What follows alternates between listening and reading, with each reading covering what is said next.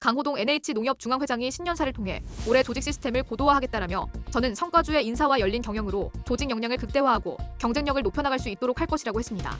하지만 앞서 강 회장은 농협금융 주요 계열사 대표들의 대대적인 물갈이 인사를 단행하는 과정에서 탄핵 정국에서 정부의 눈치도 보지 않고 강 회장 라인으로만 대거 교체했는데요. 여기에 농협금융지주 이사회 의장과 사회 이사진 역시 강 회장 입맛에 맞는 인물들을 내리꽂으면서 강호동 체제가 더욱 확고해졌다는 평가입니다. 8일 금융권에 따르면 김병화 김앤장 변호사가 농협금융지주의 신임 이사회 의장으로 선출됐습니다. 김 변호사는 지난해 4월 말 농협금융사회이사로 선임된 지 8개월 만에 이사회 의장까지 맡게 됐는데요. 김 신임 의장은 행정고시와 사법고시에 모두 합격한 고시 이관왕 출신으로 의정부 지방검찰청 검사장, 인천지방검찰청 검사장 등을 거친 검사 출신 변호사입니다.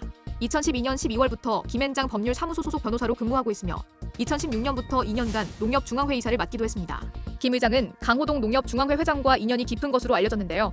김 의장이 농협중앙회 이사 재직 당시 강 회장도 합천 율곡농협조합장을 맡아 교류를 해온 것으로 알려졌습니다.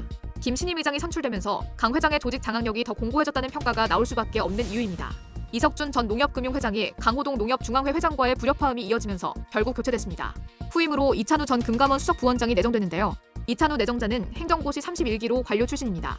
부산대 사대부고와 서울대 정치학과를 졸업했고 기재부 경제정책부장과 차관보, 경남도청 경제혁신추진위원회 위원장, 금감원 수석부원장 등을 지냈습니다. 그동안 농협금융회장은 주로 정권 코드에 맞는 관료 출신이 선출됐습니다. 탄핵 정국 속에서 정부의 입김이 없었을 것으로 예상되는 상황이지만 정부의 관리 감독을 받는 농협의 특성과 최근 일어난 내부 통제 문제들을 해결하기 위해 정부와 소통할 수 있는 관료 출신을 선출한 것으로 풀이됩니다. 이 내정자가 강호동 회장과 개인적인 연은 없는 것으로 알려져 있지만 이 내정자의 고향이 부산으로 경남 출신 강호동 회장과 동양이라는 점에서 선택받았을 것이란 평가도 나오고 있습니다. 특히 이 내정자가 2020년 경남도청 경제혁신추진위원장을 맡을 당시 강 회장도 경남 합천 율곡농협조합장으로 재직 중이었던 만큼 접점이 있을 가능성도 제기되고 있습니다. 금융지주 회장을 제외한 핵심 계열사인 농협은행, 농협생명보험, 농협손해보험 CEO는 강 회장과 측근 인사들이 대거 자리했습니다. 금융당국이 농협중앙회의 고질적인 문제인 지배구조에 대해 지적하고 있지만 강 회장은 전혀 눈치 보지 않고 계열사 인사에서 힘을 행사하되는데요. 우선 강태영 신임 농협은행장은 경남 진주 출신으로 강 회장의 측근으로 알려져 있습니다.